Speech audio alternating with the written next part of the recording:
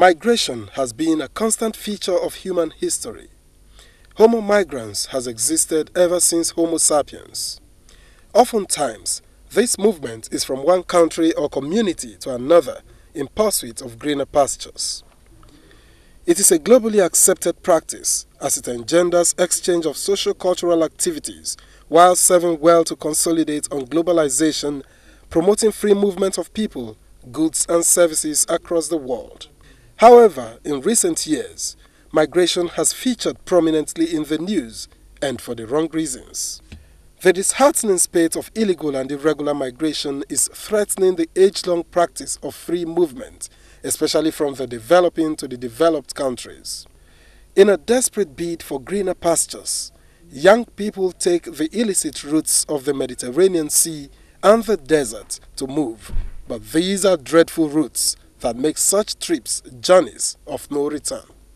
This is in addition to the hardship they have to endure, as they are commonly dispossessed of their valuables while the women are abused and exploited. Most of those who venture into the journey through these recently well-beaten pathways do not get to survive, and those who manage to survive end up as nuisance in their destination countries because they run helter-skelter and are constantly unable to cope with the laws of the land since they are there illegally. 38-year-old Caroline Aliu is a Nigerian born of a British mother. She is a legal resident of the United Kingdom, but she's not crazy about it. She has instead chosen to settle down in Nigeria and has tried her hands on different entrepreneurial ventures since the age of 20, and to good effect. She advises young people to think outside the box rather than embark on a horrible journey. A large number of Nigerians have been brainwashed to think anywhere international or anywhere abroad is paved with gold. The streets are paved with gold. They think once they get there, immediately they're going to be, loaded and start building houses back home in Nigeria. However, this is not the case. So psychologically, some believe they have to. They believe they have to leave this country because things are hard, and they will make it when they get over there. But you cannot go to you cannot travel to someone's country without proper documentation. If you're going illegally, you're going to struggle. Because even the people with papers, the people with certificates, etc., the real citizens of the countries, not all of them are doing well either. Some are actually not doing well at all. I can definitely tell you it's greener and there's gold in Nigeria if you know how to find it.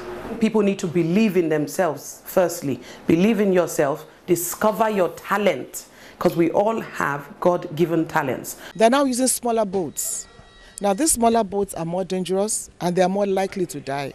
And secondly, the European countries they are going to are not interested in saving them anymore. Even if you survive, you feel less than a human being. Predicted to be the deadliest year for migrants crossing the Mediterranean, 2017 seems to be living up to this ugly expectation, with close to 5,000 deaths recorded already, while some of them are unaccounted for. Based on the survey conducted by the International Organization for Migration (IOM) in July 2017, Mediterranean migrant arrival had reached nearly 105,000, and according to the Nigerian Immigration Service, about 10,000 Nigerians died between January and May this year alone in the course of the journey through the Mediterranean Sea and Sahara Desert. Of course, a few of these irregular migrants make it to the seeming promised land, but they soon find out it is not all rosy. When I was going from Nigeria, they told me I was going to Germany, that if I get to Germany, I'm going there to school. They never told me it was prostitution. And that was what they told many girls I met there. So when I was in Libya, they sold me in Libya in a flat where God will bring different kinds of guys inside. They will sleep with you, pay you just money that is not even close to 2,000 naira in Nigeria, 1,000 naira in Nigerian money.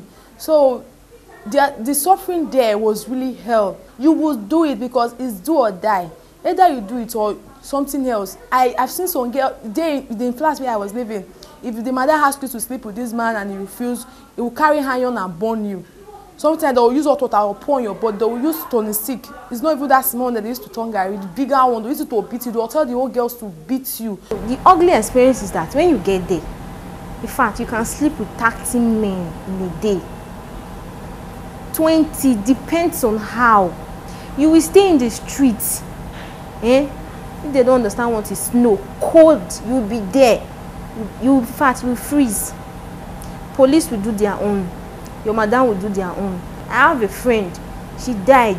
So many of them like that. Some, they will come either one leg broken, on their waist is bent, or one sickness or the other. Those who embark on this perilous journey blame their country's political crisis, instability, corruption, and hunger, among others, for their action.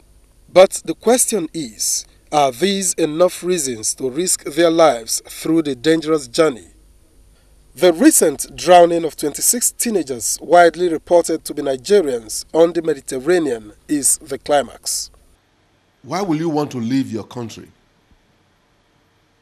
to another country, an unknown, looking for greener pasture? How can somebody say he's going to travel, walk across the desert to a foreign land? Don't forget, some people are making money from this. Those cabals who goes to families telling them, oh, I have a means and ways that I can take your child, your daughter, your son, to abroad. I have this source. All you need to do, just pay so amount, not knowing that they are just playing 419 script. That at the end of the day, some of this family, their parents sell their properties, sell their land, sell their cars, their vehicles, just to see if they can send their child to another country, hoping that when he gets there or she gets there, he will pluck the money from trees. Indeed, times are hard, but ironically, the cost of embarking on this journey, often rated at about 500,000 naira and above, which does not guarantee the sanctity of life, is enough to set up a small-scale business in the country. Many of these migrants are said to be ashamed of returning home, despite not having anything of value to hold on to or offer in their countries of refuge.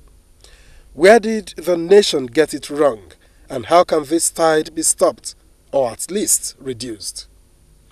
The National Agency for Prohibition of Traffic in Persons, NAPTIP, recognizes the ball is in their court, but they require the collaboration of some other agencies, and indeed all Nigerians, to succeed. The job NAPTIP is asked to do by the federal government is to be done in coordination or in conjunction with other agencies, including Nigerian Immigration Service, including the Nigerian Police, including the State Security Services.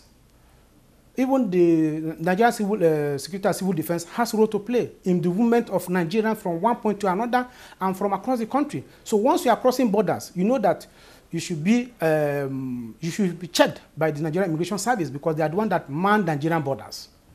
But you know again that we have porous borders where people go through unmanned borders, without being noticed. And that is what the criminals do. They take our youth through the porous borders and escape.